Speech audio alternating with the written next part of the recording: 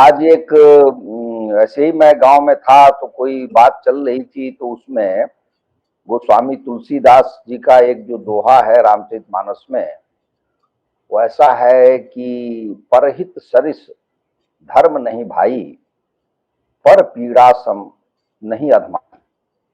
ये जो गूढ़ वाक्य है, ये इतना सुंदर वाक्य है और हिंदू धर्म को या धर्म को परिभाषित करने के लिए सरल भाषा में कि इसका कोई समानांतर मुझे नहीं मिलता। धर्म की परिभाषा है परहित, वही सर्वोपरि है, वो धर्म है। और अधम क्या है, अधर्म क्या है, तो दूसरे को पीड़ा पहुंचाना। और आप जानते हैं कि ईसाई कसाई जो है उनका घोषित उद्देश्य है अपने से जो इतर हैं उनको पीड़ा पहुंचाना। उनका जो नामकरण है वही अपने आप में अपमानजनक है, लज्जास्पद है। ईसाई कहता है अनबिलीवर, मतलब यह है कि जो जीसस को मानता है वही किसी में विश्वास करता है। जो जीसस को नहीं मानता है वो विश्वासी नहीं, वो उसकी कोई आस्था नहीं। वैसे ही मियां समझता है कि जो कुरान को मानता है, ये दूसरी बात है कि मियां स्वयं कुरान को नहीं मानता है, लेकिन जो दिखावे के लिए भी कुरान को नहीं मानता है वो सब काफिर है। काफिर एक अपमानजनक शब्द है जिसका मुझे ऐसा लगता है विश्व में कोई आंदोलन चला होता तो इस नामोच्चारण के साथ इसमें दंड का प्रावधान होना चाहिए। अनबिलीवर के लिए भी और काफिर के लिए दंड का प्रावधान, क्योंकि तुम कैसे कह सकते हो कि मैं काफिर हूं। तो आज का जो विषय है वो इसी से संबंधित है।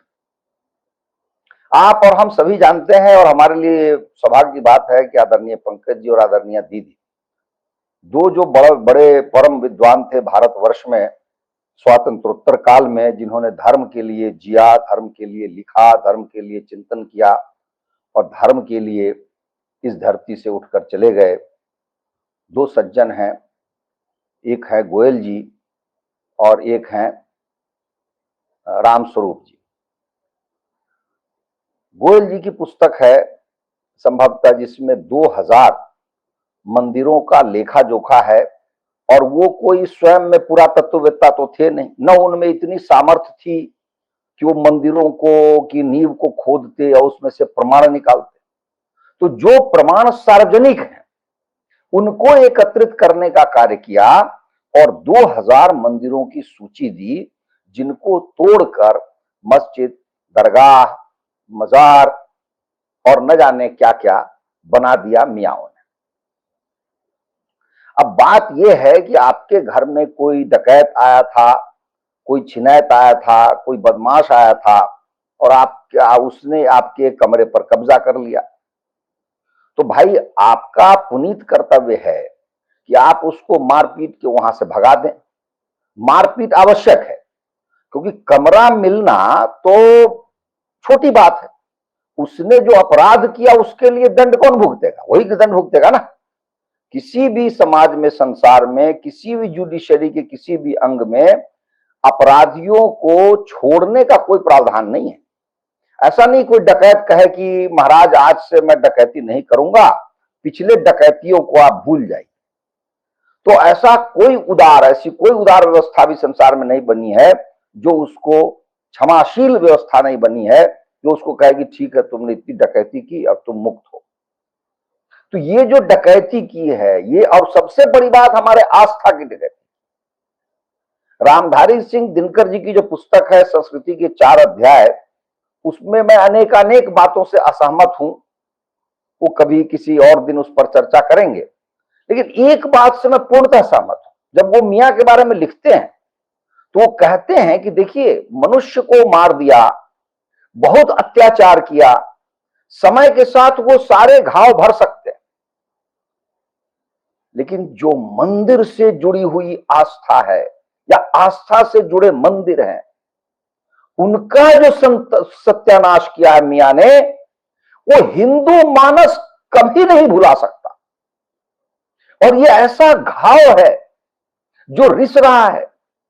ये बड़ा सुंदर वचन जो है उन्होंने लिखा है रामधारी सिंह दिनकर। अपनी पुस्तक संस्कृति के 4 अध्याय। ये बात दूसरी है कि उसकी भूमिका जो है उस व्यक्ति ने लिखी है जो घोर देशद्रोही और हिंदू द्रोही था। आप सब जानते हैं, उसका नाम नेहरू था। उसने भूमिका लिखी है उसकी संस्कृति के 4 अध्याय की, क्योंकि दिनकर जी तभी राज्यसभा के सदस्य थे और नेहरू ने लिख दिया। तो मेरा कहना यह है कि आज का जो विषय है वो सारे टेलीविजन चैनल पे चल रहा था। हुआ यह है कि अनेकानेक मंदिरों के विवाद चल रहे हैं कोर्ट में, अनेकानेक। लेकिन आज जो बात चल रही थी वो प्रमुखतः 3 मंदिरों की बात चल रही थी। जो प्रथम मंदिर है वो है ज्ञानवापी काशी में, कृष्ण जन्मभूमि मथुरा में, और तीसरा जो है बहुत ही बढ़िया प्राचीन मंदिर जिस पर एक जामा मस्जिद बनी हुई है वो संभल में। तीनों का मामला कोर्ट में गया हुआ है। ये बात दूसरी है कि एक बड़ा ही विचित्र खन्ना नाम का व्यक्ति था, हिंदू द्रोही चीफ जस्टिस, जिसने जाते जाते ये जो सब कार्यवाही चल रही है कोर्ट पर मंदिरों को लेकर उस पर रोक लगा दी। तो अभी जो है इनको क्या सूझा है सुप्रीम कोर्ट को कि उन्होंने एक नोटिस भेजा है, एक प्रस्ताव भेजा है, एक सुझाव भेजा है कि भाई हम लोक अदालत लगा रहे हैं किसी खास समय में, और आप दोनों पक्ष आइए, जो मियां पक्ष है वो भी पहुंचे, हिंदू पक्ष है वो भी पहुंचे, और वो दोनों आपस में बातचीत करें और कोई ऐसे समझौते पर पहुंचे जो जिस पर दोनों पक्षों में सहमति हो, और हम बीच में बैठे रहेंगे, हम मध्यस्थता कराएंगे, हम आपके सामने रहेंगे। ये बात चल रही। और मैंने देखा सामान्यतः जो आपको टेलीविजन पर एंकर दिखाई देते हैं, उसमें मैं जेंडर को लेकर कुछ नहीं बोलना चाहता, लेकिन पुरुष हो या नारी हो, वो सब अध्ययन तो बेचारे दया के पात्र अध्ययन करते नहीं है, उनको कुछ पता नहीं होता है। तो एक लड़की थी, उसके सामने बैठे थे हरिशंकर जैन जी। अब सोचिए, इतने बड़े प्रकांड पंडित, बड़े वकील, उनसे वो लड़की क्या प्रश्न कर रही है जो मुझे लग रहा है अपमानजनक ढंग से बात कर रही थी। आप तुरंत बताइए कि कुछ लेन देन करके आप क्यों नहीं समझौता कर सकते? अब 2-4 बार उन्होंने सुना और शंकर जैन जी, उनका भी समझिए कि हिसाब से जो धैर्य होता है वो चूकने लगा। उन्होंने कहा कि भाई आपको कुछ पता नहीं है कानून का, मैं बात क्या करूं आपसे। और मेरे लिए ये है कि हिंदू मंदिर जितने हैं भारत में, मैं उनमें से अधिकतर पर मुकदमा कर चुका हूं, और कहीं भी मैं 1 इंच भूमि के लिए किसी से भी समझौता नहीं कर सकता। मैं समझौता क्यों करूं जब मेरा मंदिर है, प्रमाण मेरे पास है, पुरातात्विक प्रमाण है, साहित्यिक प्रमाण है, तो मैं क्यों समझौता करने जाऊं और लेन देन क्यों करूं? अब वो लड़की उसी बात को घुमा घुमा के बार बार पूछे जा रही थी कि नहीं लेन, तो क्या आप समझते हैं कि ऐसे ही चलता रहेगा? राम जन्मभूमि में क्या 20 साल, 25 साल, 50 साल मुकदमा चला, तो आप चाहते हो वैसे ही चलता रहे? उन्होंने कहा कि हमें कोई आपत्ति नहीं, यदि लंबा चलेगा तो हम लंबी प्रतीक्षा करेंगे, लेकिन समझौता क्यों करें और किससे करें? तो हमने वहीं से ये सूत्र लिया कि भाई तुम मियां हो, तुमने डकैती की है, पहला अपराध किया कि हमारे मंदिर को तोड़ा, दूसरा अपराध किया कि उसको अपवित्र करके तुमने मस्जिद बनाई, और अब तुम ये कह रहे हो कि हमसे समझौता कर लो। ये जो समझौते वाली बात है ना, ये सुप्रीम कोर्ट ने पहले भी की थी राम जन्मभूमि पर, और जिन लोगों को स्मरण हो उन्हें इस बात का स्मरण होगा कि श्री श्री 108 जो रविशंकर जी हैं, हमारे जो क्या बोलते हैं उसमें जो आर्ट ऑफ लिविंग वाले, उनको मध्यस्थ बनाया था सुप्रीम कोर्ट ने, और उन्होंने मुस्लिम पक्ष हिंदू पक्ष से बड़ी लंबी बातचीत की थी, लेकिन वो निष्फल रहा, विफल रहा। क्योंकि बातचीत कैसे होगी भाई? इसमें एक ही बात हो सकती है कि मुसलमान स्वेच्छा से जाकर कहे कि भाई जहां भी प्रमाण निकलता है, जहां भी हिंदू पक्ष प्रमाण देता है, हम स्वेच्छा से पीछे हट जाएंगे, हम आगे कोई विवाद नहीं चाहते। लेकिन ऐसा कोई चारित्रिक प्रमाण मियां ने दिखाया ही नहीं है, दिया ही नहीं है। और जो सबसे निकट का उदाहरण है वो संभल है। संभल में इतनी सी बात थी, छोटी सी बात थी कि कुछ लोग कोर्ट गए थे। उन्होंने कहा कि भाई यहां मंदिर था, उसके पास में उन्होंने सारे प्रमाण बताए कि यहां कुएं थे। इन कुएं के ऊपर, कुएं के जो चबूतरे होते हैं उन पर महिलाएं दीप माला जलाती थी, मुश्किल से 20 वर्ष पहले। इसको मुलायम सिंह ने बंद करवाया था। तो इन प्रमाणों के साथ कोर्ट में गए लोग और कोर्ट से कहा कि भाई हम इसकी जांच करवाना चाहते हैं। कोर्ट ने ऑर्डर दे दिया कि ठीक है, इसका पुरातत्विक इसकी जांच होगी। जिस दिन जांच का समय तय था उस दिन हरिशंकर जैन जी के पुत्र विष्णु शंकर जैन जी उस टीम में थे और घनघोर अप्रत्याशित अभूतपूर्व उपद्रव हुआ। डंडे चले, गोली चली, स्थिति इतनी खराब हो गई कि कर्फ्यू लगाना पड़ा। और इन लोगों को दैव संयोगात, देवता की कृपा से इनके प्राण बचे, क्योंकि जो पुलिस वाले थे उन्होंने इनको किसी तरीके से उस मस्जिद के अंदर से निकाला। उस पूरी मस्जिद को उपद्रवियों ने, डाकुओं ने, चोरों ने घेर लिया था और उसके बाद लंबी लड़ाई हुई उनके और पुलिस वालों के बीच। इस प्रकार से वो जो पुरातात्विक जांच थी वो रुक गई। जब उनकी अच्छी खासी पिटाई हो गई, ये उनका दुर्भाग्य था कि वहां पे कोई दूसरा मुख्यमंत्री होता तो वहीं पर वो ब्रेक लगा देता। मुलायम सिंह यादव टाइप का होता तब तो संभव ही नहीं था कोई जांच पड़ताल होने की। लेकिन योगी आदित्यनाथ जी ने उसको पक्का कराया और पुरातात्विक प्रमाण इकट्ठा कर लिए गए। इकट्ठा करने के बाद जब कोर्ट में उसको जमा कर दिया, यही कार्य ज्ञानवापी में हो चुका था, यही कार्य मथुरा में हो चुका था। क्योंकि ये जितने विवादित स्थल हैं उनमें सबसे सरल, सबसे आसान, सबसे सहज जो विवाद है, जिसको विवाद भी नहीं कहना चाहिए, वो मथुरा की जन्मभूमि है।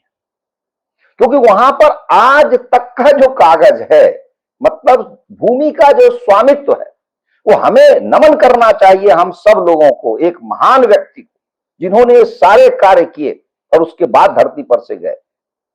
वह आदरणीय मदन मोहन मालवीय जी।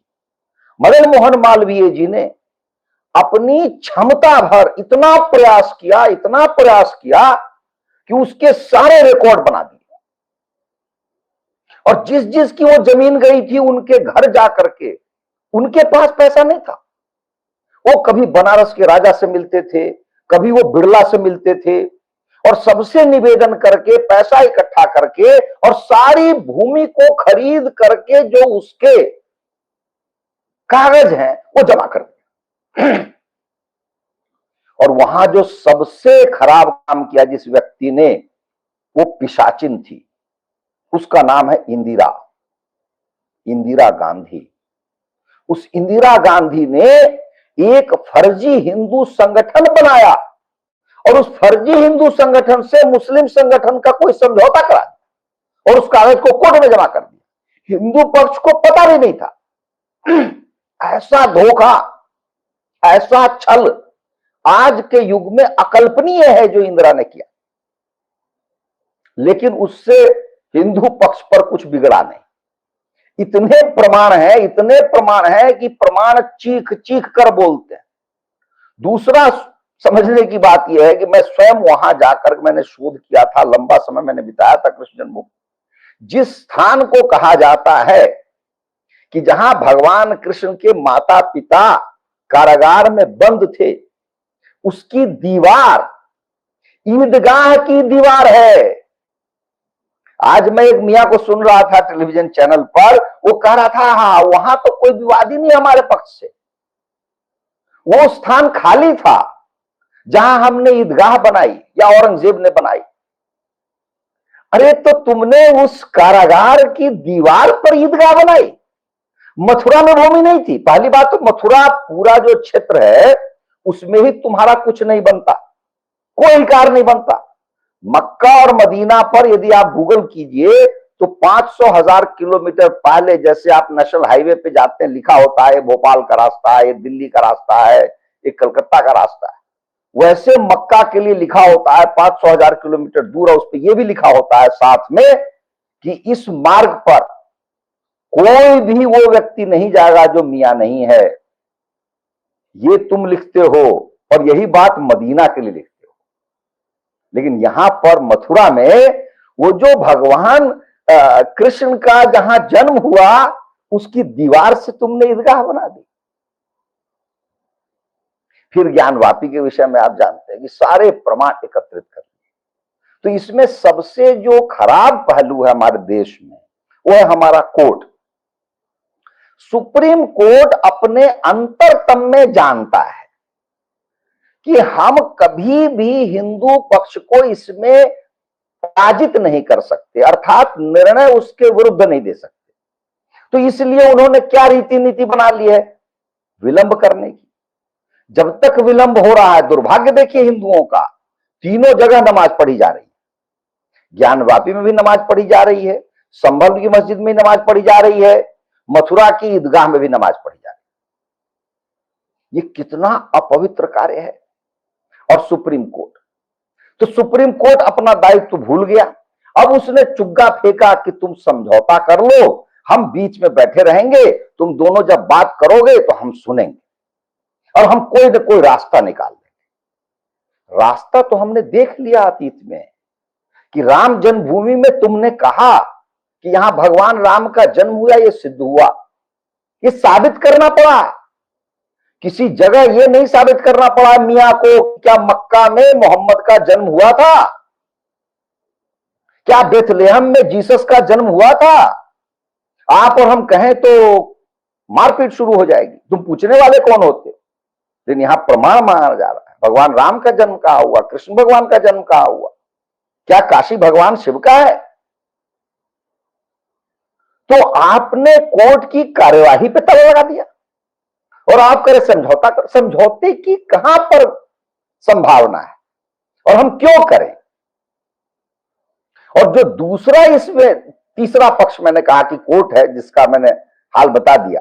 चौथा पक्ष इसमें जो सबसे तटस्थ भाव में है और जो आनंद ले रहा है वो है भारत सरकार, भारत शासन। क्योंकि इसकी जो पृष्ठभूमि है उस पृष्ठभूमि में सरकार का निकम्मापन है। पहली बात तो सरकार को इतने वर्ष हो गए संसार का सबसे अन्यायी कानून या विधि, पंकज जी हमारे सामने विधिवेत्ता बैठे हुए हैं, उनको पता है कि आप कैसे कह सकते हैं कि ये हमारा मंदिर है, हम जानते हैं, परंतु कोर्ट में नहीं आ सकते। जो प्लेसेस ऑफ वर्शिप एक्ट यही तो किया नरसिम्हा राव ने। नरसिम्हा राव जैसा हिंदू द्रोही ढूंढना कठिन है। उस व्यक्ति ने ऐसा एक्ट बनाया है जो कानूनी रूप से अकल्पनीय है, जिसको नेचुरल जस्टिस कहते हैं। एंग्लो सैक्सन कानून की बात कर रहा हूं मैं, भारतीय विधि की बात नहीं कर रहा। उसमें भी नेचुरल जस्टिस आता है। नेचुरल जस्टिस यह कि किसी को भी कुछ भी मांग करने के लिए कोई कोर्ट में जा सकता है। आज तो यह हालत हो गई कि आपस में झगड़ा होता तो बच्चा चला जाता कोर्ट में कि सिद्ध करो कि मेरा बाप यह है कि नहीं, या बाप चला जाता कोर्ट में कि यह मेरा बेटा है कि नहीं। नारायण दत्त तिवारी का उदाहरण है। तो कैसे कैसे काम कोर्ट करता है। लेकिन नरसिम्हा राव ने कानून बना कि नहीं, भारत का कोई व्यक्ति ये नहीं कह सकता कि ये मंदिर था और इसके लिए वो कोर्ट जाए। और पिछले 12 वर्षों से हमारी सरकार बैठी हुई है, लेकिन उस कानून को वापस नहीं लिया। 2 वर्ष से सुप्रीम कोर्ट का इस पर डायरेक्शन है कि सरकार अपना मंतव्य स्पष्ट करे, और उसी का परिणाम है कि खन्ना ने सारे मंत्रियों पर जो कार्रवाई चल रही थी उस पर रोक लगा दी और वो व्यक्ति रिटायर हो गया। अभी तक दूसरे किसी सीजीआई में वो साहस नहीं आया है कि उसको वापस, भारत सरकार में वो साहस नहीं आया कि उस कानून को वापस। नरसिम्हा राव ने अपने कार्यकाल में 3 सबसे बड़ी गलती की, अपराध किया हिंदुओं के साथ। पहला प्लेसेस ऑफ वर्शिप एक्ट, दूसरा उसी ने हिंदुओं को विभाजित किया कानूनी रूप से। उस समय तक हिंदू की जो परिभाषा संविधान में दी हुई थी कि हिंदू एक बृहद परिवार है जिसमें सिख हैं, जैन हैं, बौद्ध हैं, परंतु नरसिम्हा राव ने पहली बार सिख, जैन, बौद्ध को निकालकर अल्पसंख्यक का दर्जा दे दिया। आज हरियाणा में ये हालत है कि एक व्यक्ति जो हिंदू है वो बौद्ध बनता है और बौद्ध वाले स्कूल में कॉलेज में आरक्षण मांगता है। तीसरा कार्य किया, वक्त को जो अधिकार दिए वो अधिकार नेहरू ने नहीं दिए थे, वो अधिकार इंदिरा गांधी ने नहीं दिए थे, वो अधिकार राजीव गांधी ने नहीं दिए। इतने अधिकार दिए नरसिम्हा राव। अब उसको पलटने का समय आया है। तो मैं जैसे 3 उसका गलती बता रहा हूं। एक केवल जो वक्फ बोर्ड है उसको सरकार ने पलटा है, प्लेसेस ऑफ वर्शिप एक्ट यथावत है, और जो हिंदुओं को बांटा है ये भी यथावत है। और उसने जो चौथी गलती की कि उसने माइनॉरिटी कमीशन बनाया, माइनॉरिटी मंत्रालय बनाया और हजारों करोड़ का बजट बनाकर केवल मियां का पोषण होता है उसके लिए पैसा दे दिया, जो आज तक चलता है। इसलिए मैं ये कहना चाह रहा हूं कि ये समझौता तुम करने के योग्य नहीं हो। तुम्हारे साथ हम कैसे बैठ सकते हैं? क्या तुम ये समझौता करोगे हमारे साथ कि हम उस पर दावा करते तुम्हारे मक्का पर, और हम कहें कि आधा मक्का तुम हमें दे दो, आधा मक्का रखो? तुम तैयार होगे? नहीं तैयार होगे। तुम्हारा जो कुरान है वो कहता है, जैसे मैंने कहा, परहित सरिस धर्म नहीं भाई, ऐसा कोई वाक्य नहीं है तुम्हारे कुरान में। तुमने मनुष्यता नहीं है।